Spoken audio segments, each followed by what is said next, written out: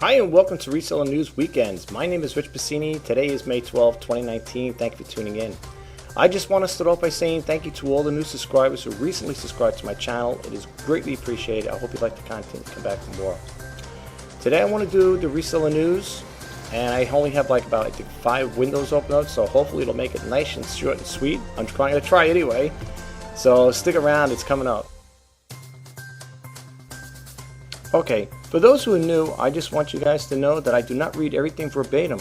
I will give you the URL and tell you the company where I'm getting the information from, and the rest is up to you if you'd like to pick up where I left off. First story is from E-commerce Bytes, and this story was published yesterday, May 11, 2019, and the URL is www.ecommercebytes.com. The story is, or I should say the title is, How a Simple Tag Can Help Sellers Fight Returns Abuse.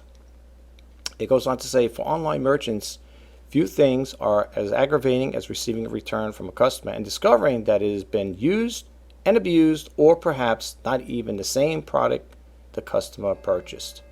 Stories of clothing returned with sweat stains or boxes containing rocks instead of electronics are common on the industry discussion boards. Online sellers set out to do something about it, and created a product design to stop returns fraud in its tracks.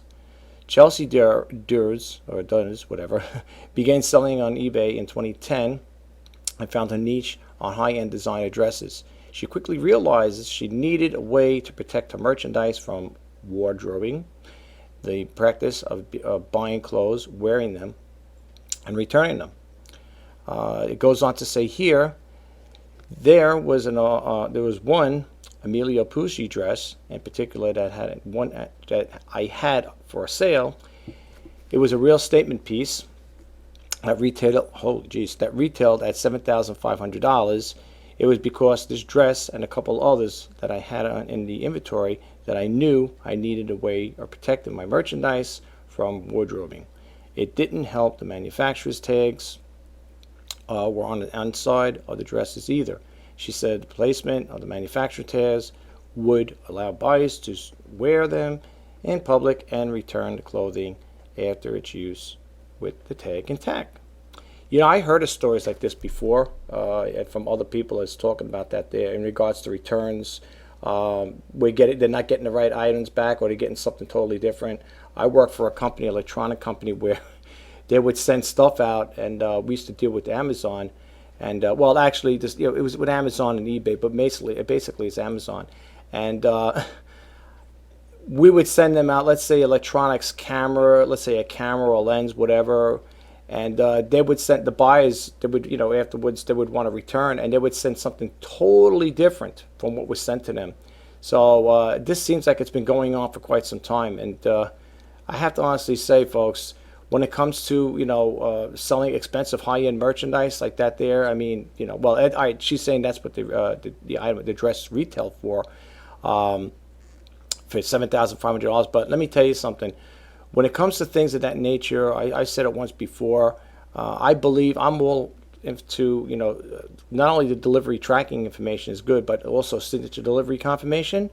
And again, depending on how much the item is being sold for, definitely get insurance on it, without a doubt.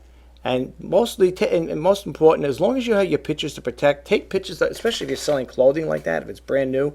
Make sure you take that extra mile and take that picture, with that tag, the price tag on there, or with the tags on it, within the item itself. This way, it will help. I had, just to share a return situation I had, maybe I think it was last week or the week before. It was on a return. A person had complained, which I really hardly get anything like that there, thank God, because I'm also a seller on eBay as well. I had taken pictures of a puzzle. I know it sounds crazy. I don't know if you guys might have heard the story or not, but I'll just share it with the new people, subscribers that is. I had sold a puzzle, and it was brand new. It was all shrink wrapped, the plastic wrapped around it, and the box had a crease on the bottom of it on one corner. And when you're taking a picture, with it in full focus, of course, full frame, when you're looking at the face of the box, it doesn't look like it's really crushed that bad. But you turn the box over, you can see the box was crushed. Had a little crease on the corner. So I sent it to the buyer, and I think it went like in April 12th or something like that. It was sometime in April. They got back to me, I think it was last week or the week before, and started, telling me that they received the puzzle and it's missing a piece and that the box was crushed. So, I said to the person, I messaged back to the person. I said, listen, the box had, if you looked at the picture, in the box, it was crushed on one corner. And I said, it's shrink wrapped. It's brand new puzzle. There's no way a piece could be missing. Anyway, this person, the buyer, tells me when in the email, I'm going to open up a case, whatever. I'm going to let eBay know. So I said, that's okay. Go ahead, fine, do it. He did. When I looked at my eBay account, I did notice he left me a negative. He wrote on there, items not subscribed, piece missing or something along that line there. And he didn't ask for a refund. That's the funny thing. He didn't ask for a refund back. That's the only thing. I guess he just wanted to voice his opinion on it. So I call up eBay and I let them know. I said, look at my photos. I said, I have the box is it's a brand new puzzle. It's all shrink wrapped with the plastic around it, and I have a picture of the corner being crushed in there. I said, and the person's like, well, what would you like me to do? I said, what I would like you to do is to remove that negative feedback. I said, that's uncalled for. It's not fair. He's making an accurate statement there. And I said, I'd like to have that removed. So she goes, okay, let me do a little research. Eventually she came back and she said, no, you're right. She goes, I can see it here. The box, you have the picture of the box there being it's got a crush on it, creased in one corner, and that it is a brand new puzzle. She goes, I'll have it removed from you. So what I'm trying to say, long story short, without getting long-winded here, take good pictures, have the proof and stuff like that there, because it will help. And eBay, if you are, like I said, you work within their guidelines and you do everything right, they will work with you.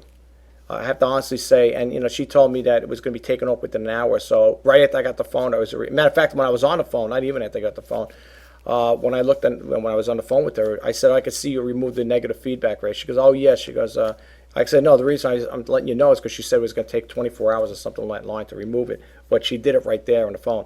But the point I'm trying to get across is make sure you take those detailed pictures, because in a situation where, if you've got a situation like mine where the buyer is making false accusations or whatever, false, misstating something in your description, at least you have proof, So you may want to take those pictures. You got a camera that does some nice macro shots. Get up there, take those nice close photos and stuff like that. And again, don't always depend on the delivery confirmation. Use signature delivery confirmation as well. And if it is an expensive item that you're sending, be it jewelry, expensive clothing, whatever, pay for that insurance, that additional insurance on there. It's good to have it, I would. That's what I do when I'm selling. If I'm selling jewelry, watches, computers, or laptops, whatever, I will make sure that I send it with signature delivery confirmation, and also make sure that it has insurance on it as well. I usually insure for what the item's being paid for. I don't insure for more because, that's kind of foolish. I'm saying, what are you gonna, if you sell anything for $200, you're gonna insure for $500? Give me a break. Well, I heard stories like that though, But anyway. I don't want to expand too much on this here, folks. You could check the rest of this out if you get a chance. Okay, looks like this is, without getting too much into it, it looks like this is a picture of our item that she has here. Okay. All right. 360 tag. Yeah, I think this is what it is. Yeah, right. The box of tags come with the instructions from the merchant.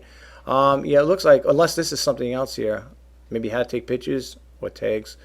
You might want to check this out, though. I think this is all related to the story here. Okay? I'm not going to read too much into it, folks. Definitely check it out if you get a chance. And the story you're looking for is how a simple tag can help sellers fight returns abuse. Okay? And we're going to cut this one out here and move to the next one. This story came out May 11, 2019, Online Seller's Guide to eBay Spring Update. We got a lot of updates lately with this spring seller stuff going on, right? This one goes on to say, with each new season, sellers brace themselves for eBay's updates, wondering what changes may be in store for them.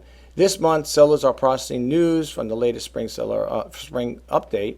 It used to be spring seller update. Okay, whatever. They changed it around anyway. I'm so used to saying that.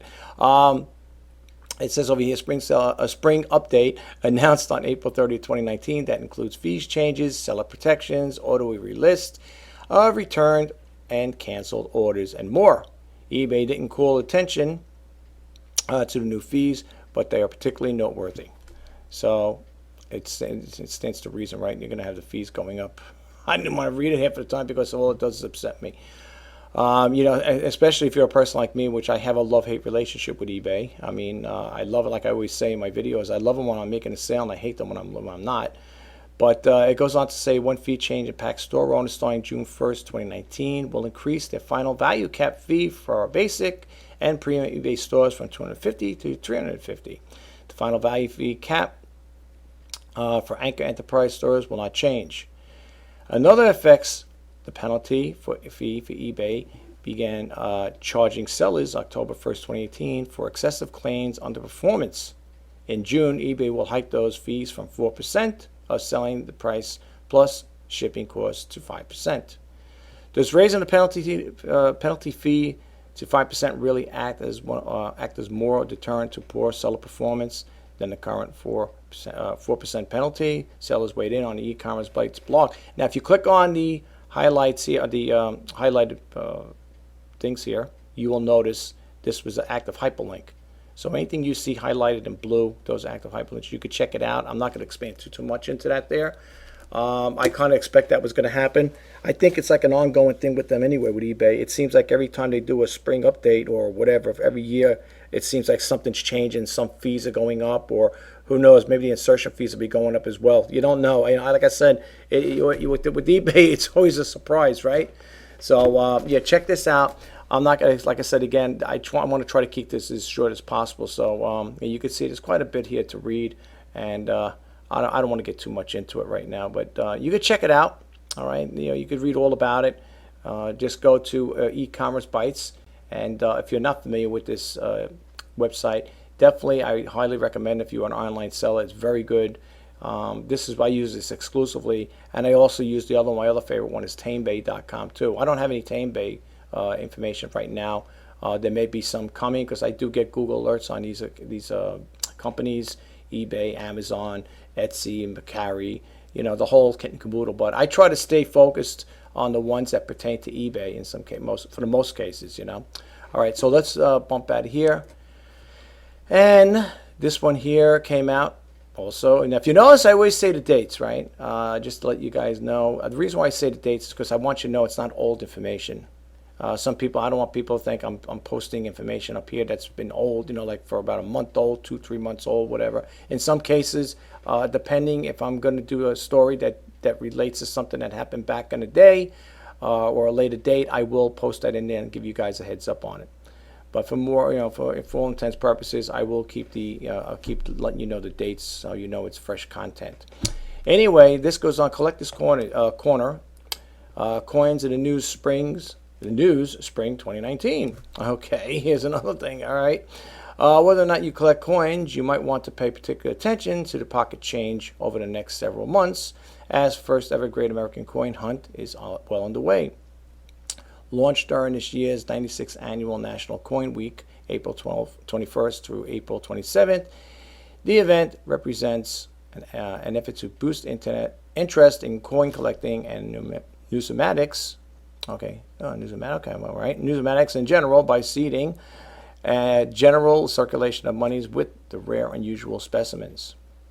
And then it goes on to say hundreds of collectors, dealers, and organizations have joined forces to reintroduce an estimated 1 million Indian head and wheat pennies, buffalo nickels, silver dimes, and quarters, Eisenhower dollars, and other valuable coins into the general circulation by exchanging them during the common commercial transactions at malls, grocery stores, big box stores, and other high traffic venues across the nation. For those out there who do sell coins or you're into collecting coins, you may want to read a little more into this here. Okay, you know the URL, you know the company where I got it from, so let's move right along. Well, that concludes the Reseller News Weekend. for May 12, 2019. And again, I just want to say thank you to all the new subscribers who recently subscribed to my channel. It is greatly appreciated. I do hope you like the content and you come back for more. Please don't forget to hit that subscribe button, like, comment, and share. And if you want to be updated as to when I post new videos out, please hit that bell notification icon. This is Rich Pasini signing off. Enjoy the rest of your weekend. Until next time, bye-bye now.